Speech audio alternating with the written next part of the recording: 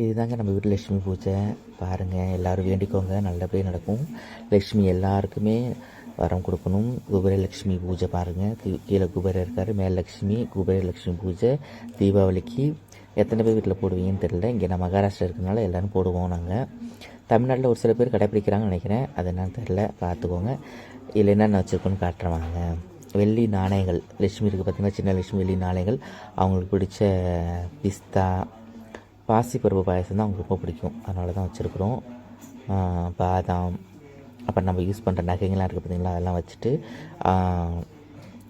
குபேரங்கிட்டையும் நல்லா ஃபுல்லாக வெள்ளி அந்த இதெல்லாம் வச்சுருக்கோம் பாருங்கள். வெள்ளி நாணயங்கள், கொலுசு, நம்ம யூஸ் பண்ணுறது எல்லாமே. லக்ஷ்மி வச்சுருக்கோம். பூரா பழங்கள் வச்சுருக்குறோம்.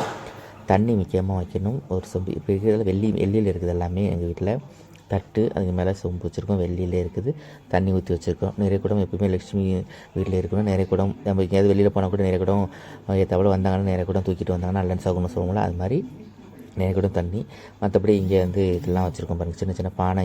இங்கே உள்ளவங்க ஒரு என்ன தமிழ்நாட்டு கலாச்சாரம் மாதிரி இங்கே ஒரு கலாச்சாரம், அதனால் இவங்க பண்ணுற மாதிரி நாங்களும் பண்ணுறோம் இங்கே, சரிங்களா. அப்புறம் நான் பூஜை ரூம் சேஞ்ச் பண்ணிட்டோம். ஃபுல்லாக டைல்ஸ் ஒட்டி சாமி படம்லாம் வேறு மாதிரி மாற்றி பண்ணியிருக்கிறோம். அந்த வீடியோ இன்னும் நாள் போடுறேன். இப்போ நான் லட்சுமி பூஜை பண்ணியிருக்கிறோம், அதனால் அந்த வீடியோ மட்டும் உங்களுக்கு காட்டுறேன்.